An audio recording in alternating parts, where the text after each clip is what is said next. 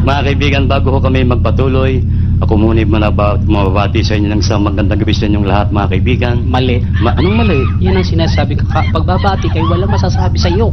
Nung English ang bati ko, mali. Ngayong Tagalog, mali pa rin. Ulitin mo. Magandang gabi sa inyong lahat, mga kaibigan. Ikaw ba'y siguradong lahat yan ay mga kaibigan mo? Nakatawa silang lahat sa Hindi lahat na tumatawa at pumapalakpas kay kaibigan mo. Iba nga tingin siya parang kang baboy na sa harapan nila. Sisiraan mo na naman. Hindi mo siguradong lahat yan ay kaibigan mo.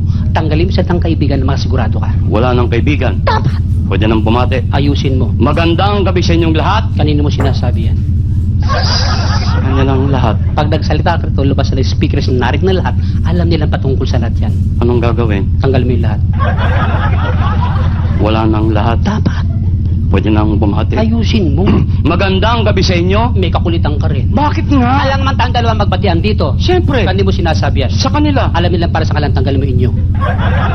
Wala nang inyo. Dapat. Magandang gabi. Ano ba ngayon? Gabi. Hindi tanghali. Hindi. Hindi hapon. Hindi rin. Lalong hindi umaga. Hindi. Huwag mo silang gawing tanga. Alam nilang gabi ngayon.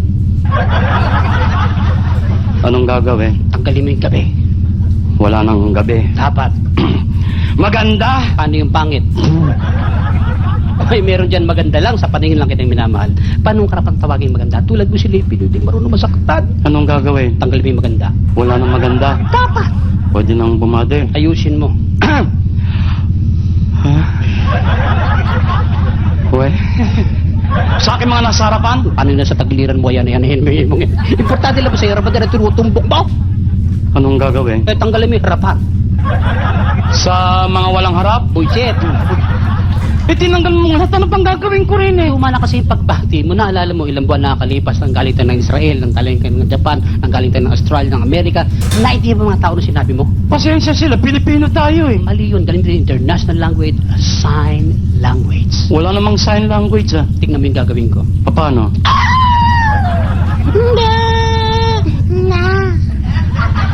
Wala akong naintindihan eh. Good evening, ladies and gentlemen. Buiset. Kita mo puro ba karamihan babae mga nasa Oo, audience? nagkaintindihan kami. Puro kakalokohan.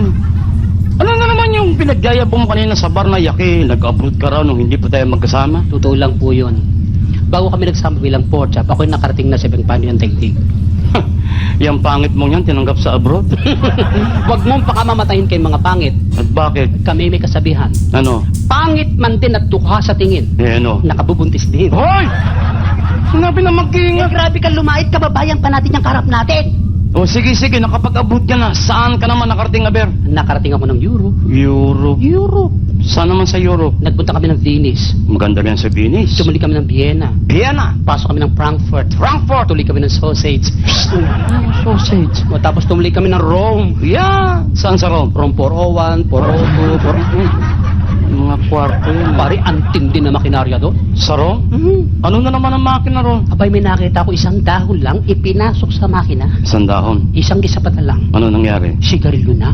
Gano'n kabilis? Tapos may nakita ko isang buong baka hinihila. Isang buong baka? Pinasok sa makina. Yung baka? Isang kisapata lang. Ano nangyari? Corn beef dilata na.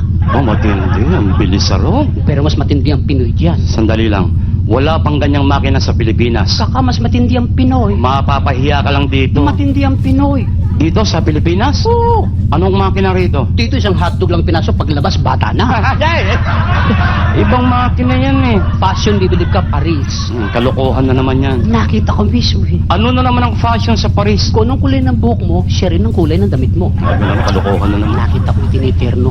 Ibig mo sabihin, pinapalis yung kulay ng buhok sa damit? Oh, Halimbawa yan, itim ang buhok. itim ang damit. Pareho. Yes. Eh kung pula buhok. Pula rin ang damit. Eh kung dilawang buhok. Dilaw din ang damit. Paano kung walang buhok? Wala ring damit. Burlis na yan eh. Tiniterno nga eh. Fashion show eh. O Chicago, naka-invento ng isang uri ng chemical. Ihalo mo rin sa metal. Makakain mo na yung metal. Sandali.